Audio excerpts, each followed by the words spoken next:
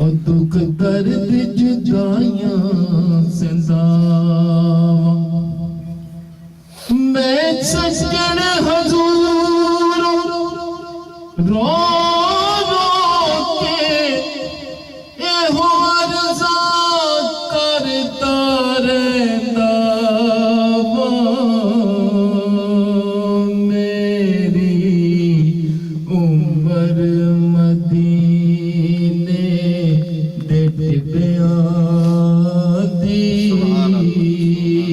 تصویر بنا دیا گزر گئی سرکار چیتے کر کر کے بس میر بنا دیا گزر گئی میری عمر مدینے دے ٹبیاں دی سبحان اللہ سبحان اللہ بختور سمجھا اپنے آپ میں جے کر اساں دی منزل قریب ہو جا اور جے تو کرم نوازیاں کرے سونا پاکا والا میرا کوئی طبیب ہو جا کملی والے دے صدقے دعا مانگو تیرا کاری کوئی ایسا عجیب ہو جائے اور سجن عمر جدائیاں وچ بیت چلی جوندے جوندے مدینہ نصیب ہو جائے میری عمر مدینے دے ٹبیاں واہ واہ سبحان اللہ سبحان اللہ ایک تانگ برساں گزر گئیاں اور کدو عرشی پرونا آوے گا اینا تانگا وچ اینا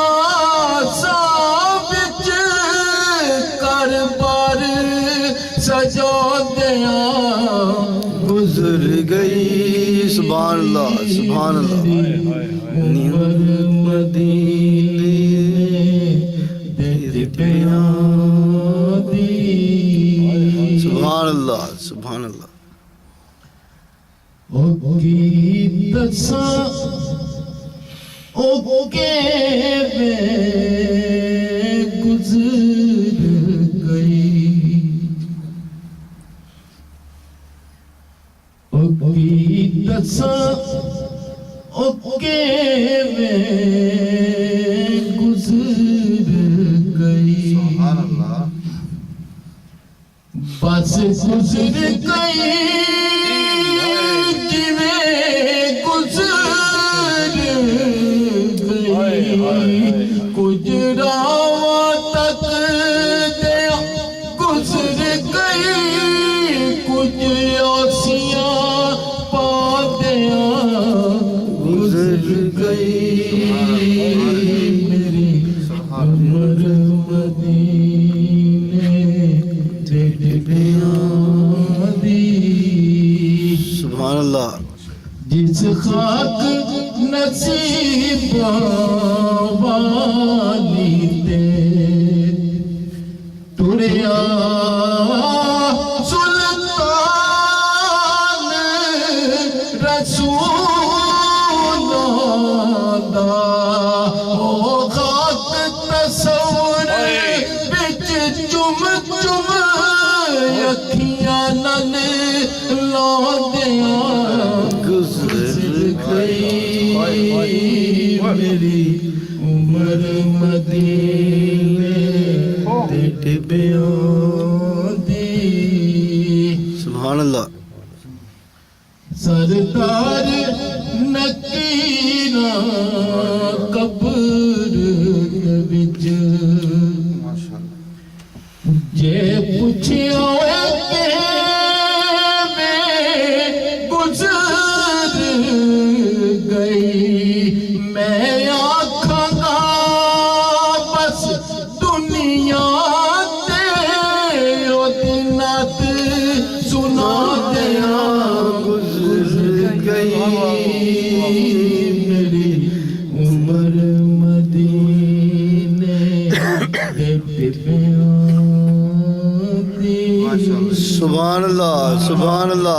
سبحان اللہ سبحان اللہ سبحان اللہ سبحان اللہ. یہ تھے جناب محمد منیر مغل صاحب جو آج کی اس بابرکت اور عظیم الشان محفل میلاد کے میزبان ہیں، جنہوں نے بڑی محبت و عقیدت کے ساتھ آج کی یہ محفل سجائی ہے. وہ حضور کی بارگاہ میں نذران عقیدت پیش کرنے کی سعادت حاصل کر رہے تھے. اب میں دعوت دے رہا ہوں محترم جناب برکت صاحب کو، وہ حضور کی بارگاہ میں نعشی پیش کریں. سبحان اللہ. علیک یا رسول اللہ وسلم علیک یا حبیب اللہ صلی اللہ علیک یا رسول اللہ وسلم علیک یا حبیب اللہ. زمین میلی نہیں ہوتی، زمن میلا نہیں ہوتا، زمین میلی نہیں ہوتی، زمن میلا نہیں ہوتا. محمد کے غلاموں کا کفن میلا نہیں ہوتا. سبحان اللہ. محمد کے غلاموں کا کفن میلا نہیں ہوتا. محبت کملی والے سے وہ جذبہ ہے، سنو لوگوں. محبت کملی والے سے وہ جذبہ ہے، سنو لوگوں. یہ جس من میں سما جائے وہ من میلا نہیں ہوتا. یہ جس من میں سما جائے وہ من میلا نہیں ہوتا. سبحان اللہ سبحان اللہ. محمد کے غلاموں کا کفن میلا نہیں ہوتا. نبی کے پاک لنگر پر جو پلتے ہیں کبھی ان کی، سبحان اللہ سبحان اللہ. نبی کے پاک لنگر پر جو پلتے ہیں کبھی ان کی، زبان میلی نہیں ہوتی، سخن میلا نہیں ہوتا. سبحان اللہ سبحان اللہ اکبر. یا رسول اللہ یا علی. جو چومے نام مصطفیٰ تو دکھتی نہیں کبھی. جو نام مصطفیٰ چومے، کبھی دکھتی کبھی آنکھیں. جو نام مصطفیٰ چومے، کہیں دکھتی کبھی آنکھیں. پہن لے پیار جو ان کا، پہن لے پیار جو ان کا، دہن میلا نہیں ہوتا، محمد کے غلاموں کا کفن میلا نہیں ہوتا۔ سبحان اللہ، سبحان اللہ، ماشاء اللہ، ماشاء اللہ، ماشاء اللہ، یہ تھے جناب کیا بات۔ ماشاء اللہ، بڑی برکت ہوگی۔ سبحان اللہ، بہت عاجز و انکسار حضور کے غلام اور بہت عشق و محبت میں ڈوب کر انہوں نے نعت پڑھی ہے اور بہت اچھے انسان ہیں۔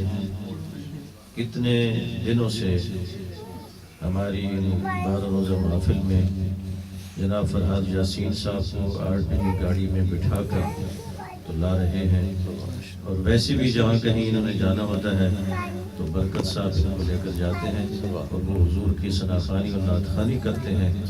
تو جس طرح فرحاد یاسین صاحب کو اس کا ثواب اور اجر ملتا ہے، بالکل اتنا ہی برکت صاحب کو بھی۔ سبحان اللہ، سبحان اللہ، برکت صاحب برکت کے ساتھ چلتے ہیں۔ سبحان اللہ، آمین۔ ہمارے درمیان ہمارے ایک اور مہربان محترم سید عبدالمنعم شاہ صاحب تشریف رکھتے ہیں۔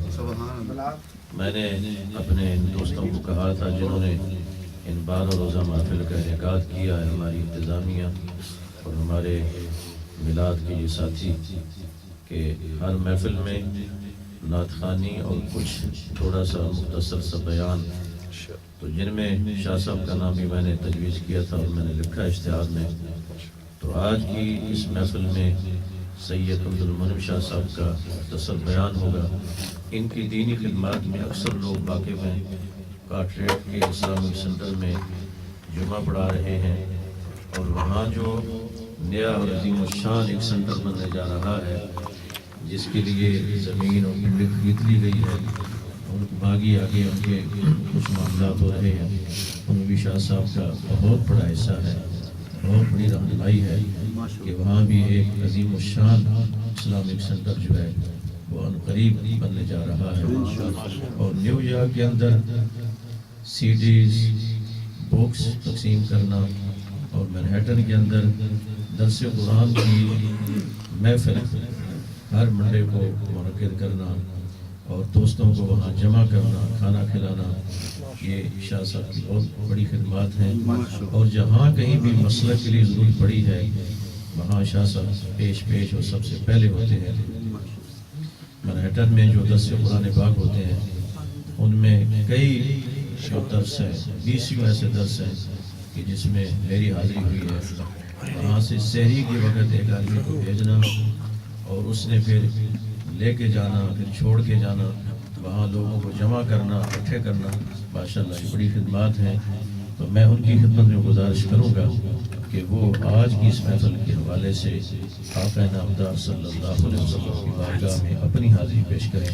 جناب سید عبدالمنعم شاہ صاحب۔ نعرہ تکبیر، اللہ اکبر، نعرہ رسالت، یا رسول اللہ، نعرہ حیدری، یا علی، علماء اہل سنت زندہ باد۔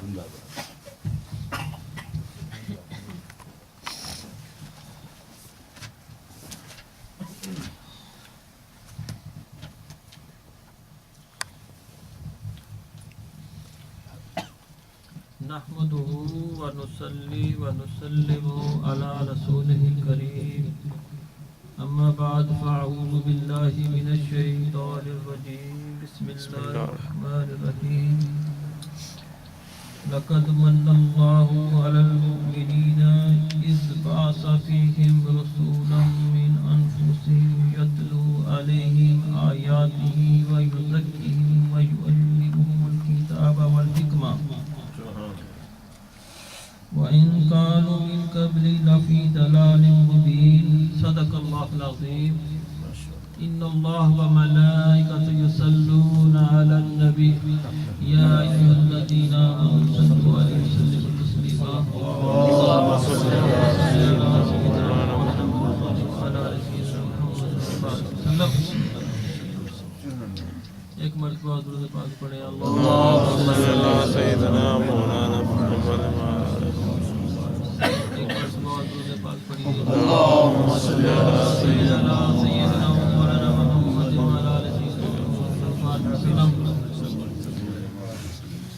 سب سے پہلے آپ سب دوستوں کو ربیع الاول مبارک کا مہینہ مبارک ہو۔ یہ برکتوں والا مہینہ اللہ کی توفیق سے ہم تک آ پہنچا کہ جس میں اہل سنت والجماعت کو یہ شرف حاصل ہے کہ وہ نبی اکرم صلی اللہ علیہ وسلم کے میلاد کی محفل منعقد کرتے ہیں۔ یہ اعزاز صرف اہل سنت والجماعت ہی کو حاصل ہے۔ آپ کو اس کی بڑی بڑی مبارک ہو، اور اس کار خیر میں اہل سنت والجماعت کے عظیم علماء کرام کا کردار قابل تحسین ہے۔ اور میں اپنے حضرت علامہ حافظ قاری یاسین قاری سیف النبی صاحب کو اس بات کی مبارکباد دیتا ہوں کہ جنہوں نے اس مہینے میں گھر گھر میلاد النبی کی محفل منعقد کرنے کا اہتمام کیا۔ یہ اس بات پر مبارکباد کے مستحق ہیں۔ اللہ تعالیٰ ان کے درجات میں اضافہ فرمائے اور ان کا سایہ دیر تک اہل سنت والجماعت پر جاری و ساری رکھے، اور اللہ تعالیٰ ان کو اسی طرح دینی خدمات انجام دینے کی توفیق عطا فرمائے۔ قاری سیف النبی صاحب کا ہمارا تعلق بڑا پرانا ہے۔ الحمدللہ جہاں کہیں بھی ان کی خدمات کی ضرورت محسوس ہوئی اور انہیں صرف ایک ٹیلی فون کرنے سے یہ وہاں پہنچ گئے۔ یہ ہر بندہ نہیں کرتا، لیکن یہ اللہ کی توفیق ہے جس کو اللہ توفیق عطا فرمائے۔ اور میں ڈاکٹر چڑھا صاحب یہاں پر تشریف فرما ہیں، ان کا بھی شکر گزار ہوں کہ یہ مسجد کے صدر ہیں اور بہترین انتظام چلا رہے ہیں الحمدللہ، اور ہمیں ان کی دینی کافیوں پر مکمل اور بھرپور اعتماد ہے۔ اور الحمدللہ جس طریقے سے اس سینٹر کو چلا رہے ہیں، میں سمجھتا ہوں کہ پورے امریکہ میں کوئی بندہ ایسا کام نہیں کر رہا۔ اور الحمدللہ اس سینٹر میں جب بھی پروگرام ہوتا ہے تو بیٹھنے کی جگہ نہیں ملتی۔ یہ سب انہی دوستوں کی کاوشوں اور محنتوں کا نتیجہ ہے۔ تو اللہ تعالیٰ ان سب دوستوں کو دینی خدمات کا سر انجام دینے کی توفیق عطا فرمائے۔ میں نے اللہ کی توفیق سے قرآن پاک کی آیت کی تلاوت کا شرف حاصل کیا، جس میں اللہ رب العزت اپنے نبی کی آمد کا چرچا فرما رہا ہے کہ وہ ذکر جس کو اللہ نے بیان فرمایا آسمانوں پر، اپنے نبی کی آمد کا ذکر فرمایا، وہی ذکر ہم زمین پر بیٹھ کر کر رہے ہیں۔ تو یہ اللہ کا خاص فضل ہے کہ اس مہینے میں ہم جگہ جگہ میلاد النبی کی محفل مرتب کرتے ہیں۔ تو یہ اہل سنت والجماعت ہی کو اعزاز حاصل ہے۔ اور نبی اکرم صلی اللہ علیہ وسلم کی اللہ نے ذمہ داری بھی بتائی کہ اے نبی تمہیں میں نے مبعوث کیا، لیکن تمہاری ذمہ داری کیا ہے کہ تم ان لوگوں پر میرے قرآن کی تلاوت کرتے ہو، یعنی انہیں قرآن کی آیتیں سناتے ہو، اور اس کے سبب سے ان کا تزکیہ نفس ہوتا ہے، انہیں اس کتاب کی سمجھ آتی ہے اور انہیں حکمت کی سمجھ آتی ہے۔ ایک صحابی نے عرض کیا یا رسول اللہ صلی اللہ علیہ وسلم آج تو آپ ہم میں موجود ہیں تو آپ ہمارا تزکیہ نفس فرماتے ہیں، لیکن جب آپ دنیا سے پردہ فرما جائیں گے تو پھر ہمارا تزکیہ نفس کون کرے گا؟ آپ کی امت کا تزکیہ نفس کیسے ہوگا؟ آپ نے فرمایا جو مجھ سے محبت کرنے والے ہیں میں ان کا تزکیہ نفس فرماؤں گا۔ نعرہ تکبیر، نعرہ رسالت، نعرہ رسالت، نعرہ حیدری۔ اب ذرا غور فرمائیے، جو لوگ یہ کہتے ہیں کہ نبی اکرم صلی اللہ علیہ وسلم معاذ اللہ فوت ہو چکے ہیں، استغفر اللہ، جو انہیں مردہ تصور کرتے ہیں اور کہتے ہیں کہ ان کو یا رسول اللہ کہنا معاذ اللہ شرک، کیونکہ یا تو اس کے لیے بولا جائے گا جو زندہ ہو۔ اب ان کا تزکیہ نفس پھر کون کرے گا؟ ذرا غور فرمائیے آپ۔ جو جس بندے کا عقیدہ نظریہ یہ ہو کہ وہ ہے ہی مردہ، تو ان کا تزکیہ نفس نہیں ہو سکتا، ان کے باطن کی غلاظت کبھی دور ہو سکتی نہیں، وہ ہمیشہ گندی، ان کے باطن میں وہ غلاظت موجود رہے گی، اور جب تک ان کے باطن میں غلاظت موجود ہے تو غلیظ چیز کہاں پر جائے گی؟ ذرا غور فرمائیے، غلیظ چیز کہاں جائے گی؟ جہنم میں جائے گی۔ جس کا تزکیہ نفس ہو جائے گا، اور کس کے ذریعے سے ہوئے گا؟ نبی اکرم صلی اللہ علیہ وسلم کے ذریعے سے۔ جب تک وہ تزکیہ نفس حاصل نہیں ہوگا وہ باطن کی غلاظت نہیں جائے گی۔ ایک صحابی نبی اکرم صلی اللہ علیہ وسلم کے ساتھ طواف کر رہے تھے، کہنے لگے یا رسول اللہ صلی اللہ علیہ وسلم، میرے دل میں ایک برائی ہر وقت رہتی ہے، تو میں بیان کروں تو شرمندگی محسوس کرتا ہوں، تو کروں تو کیا کروں؟ اور میں چاہتا ہوں کہ میرا تزکیہ نفس ہو جائے، یہ میرے باطن کی غلاظت دور ہو جائے، تو میرے لیے کچھ کیجیے۔ تو نبی اکرم صلی اللہ علیہ وسلم نے اپنا دست مبارک اس صحابی کے سینے پر رکھا، آپ نے پوچھا اب بتاؤ تمہاری کیسی طبیعت ہے؟ کہنے لگا یا رسول اللہ وہ بات بالکل ختم ہوگی میرے دل سے۔ نعرہ تکبیر، نعرہ رسالت، نعرہ رسالت، نعرہ حیدری۔ تو نبی اکرم صلی اللہ علیہ وسلم تزکیہ نفس فرماتے تھے صحابہ کا، اور فرماتے ہیں اور فرماتے رہیں گے، تبھی ایمان زندہ رہے گا، تبھی امت کے اندر یہ زندگی موجود رہے گی۔ اگر تزکیہ نفس نہ ہوگا تو پھر بربادی ہی بربادی ہے۔ اسی لیے اللہ نے فرمایا کہ ایسے نمازی ہوں گے جن کو نماز ان کے منہ پر مار دی جائیں گی، وہ کون لوگ ہوں گے بھائی؟ کبھی آپ نے غور کیا اس بات پر؟ نمازیں پڑھتے ہوں گے، نمازیں ضائع ہو جائیں گی ان کی، روزے رکھتے ہوں گے، روزے ضائع ہو جائیں گے، جہاد کیا ہوگا جہاد ضائع ہو جائے گا ان کا، حج کیا ہوگا حج ضائع ہوگا۔ وہ کون لوگ ہوں گے؟ وہ وہی لوگ ہوں گے جن کا تزکیہ نفس نہیں ہوا ہوگا۔ اور تزکیہ نفس بھی کس کے ذریعے؟ بذریعہ نبی اکرم صلی اللہ علیہ وسلم، کیونکہ یہ آیت اس بات کی گواہ ہے کہ وہ یزکیہم، کہ ان کا تزکیہ نفس کریں گے اور کرتے رہیں گے قیامت تک۔ یہ تزکیہ نفس کی محفلیں ہیں۔ جب ہم ان محفلوں میں بیٹھتے ہیں، نعتیں پڑھتے ہیں، نبی اکرم صلی اللہ علیہ وسلم کی سیرت بیان کرتے ہیں، تو ہمارے دل جھوم اٹھتے ہیں، ہمارے دل تڑپتے ہیں، ہماری آنکھوں سے آنسو جاری ہو جاتے ہیں، ہم ادھر ادھر مچھلیوں کی طرح تڑپتے نظر آتے ہیں۔ تو یہ کیا ہے؟ یہ تزکیہ نفس ہی تو ہے۔ یہ چھوٹی چھوٹی محفلیں جو ہم منعقد کرتے ہیں گھروں میں، مساجد میں، گلیوں میں، سڑکوں پر، جہاں کہیں بھی کرتے ہیں، یہ سب تزکیہ نفس کا ایک ذریعہ ہے۔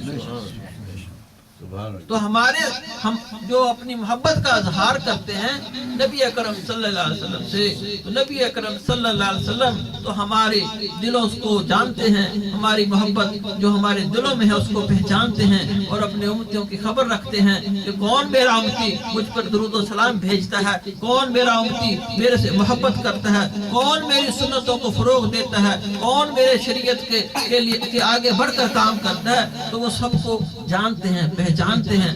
اسی لیے جب نبی اکرم صلی اللہ علیہ وسلم کے سامنے نامہ اعمال پیش کیے جاتے ہیں تو وہ پھر جب دیکھتے ہیں تو لوگوں کے لیے دعائیں کرتے ہیں کہ یا اللہ اس کے درجات بلند فرما۔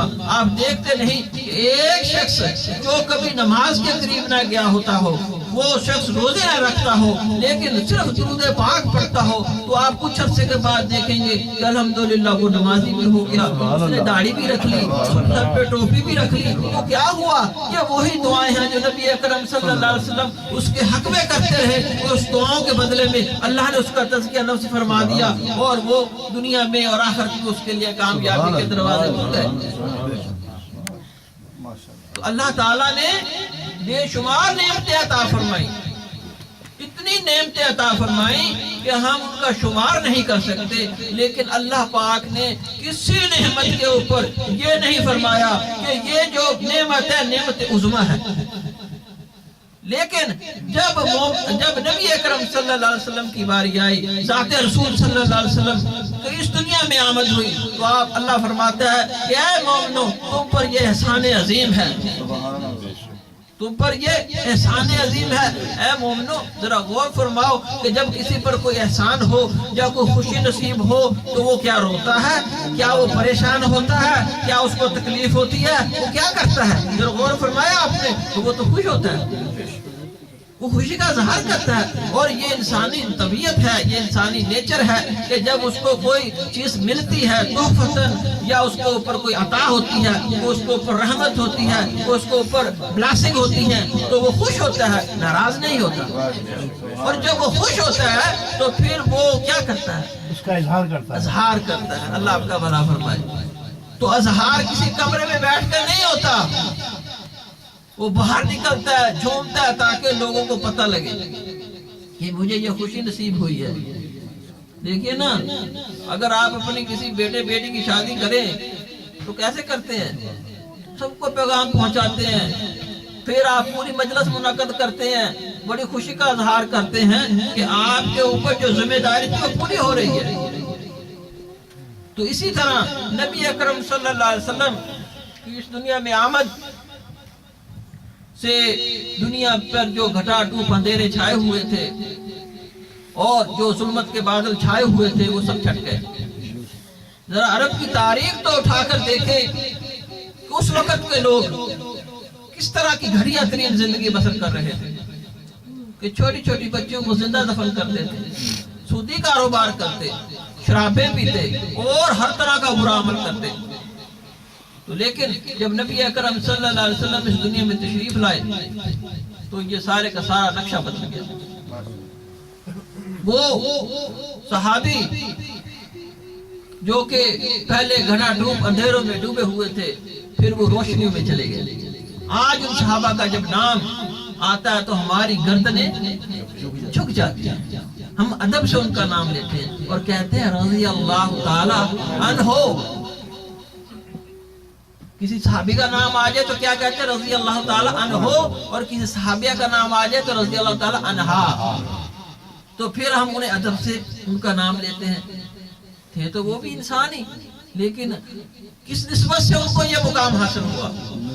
نبی اکرم صلی اللہ علیہ وسلم کی ولادت کے صدقے سے, نبی اکرم صلی اللہ علیہ وسلم کی ذات کے صدقے سے انہیں یہ مقام حاصل ہوا, ان کو یہ درجات حاصل ہوئے. اور آج ہم ان کا نام بڑے عزت و احترام کے ساتھ لیتے ہیں. سیدنا انس رضی اللہ عنہ اس حدیث کے راوی ہیں. آپ فرماتے ہیں کہ جب ایک مرتبہ میلاد کا وقت آیا, موقع آیا, تو نبی اکرم صلی اللہ علیہ وسلم نے اپنے میلاد کے موقع پر بکرے منگوائے اور ذبح کیے. بکرے منگوا کر ذبح کیے. آپ اندازہ کریں, اب کچھ لوگوں کو بڑی تکلیف ہوتی ہے. دیکھیں جی, یہ ہمیں بتائیے کہ نبی اکرم صلی اللہ علیہ وسلم نے اپنا میلاد خود منایا؟ اور بھائی یہ میلاد تو منایا نبی اکرم صلی اللہ علیہ وسلم نے بکرے ذبح کر کے.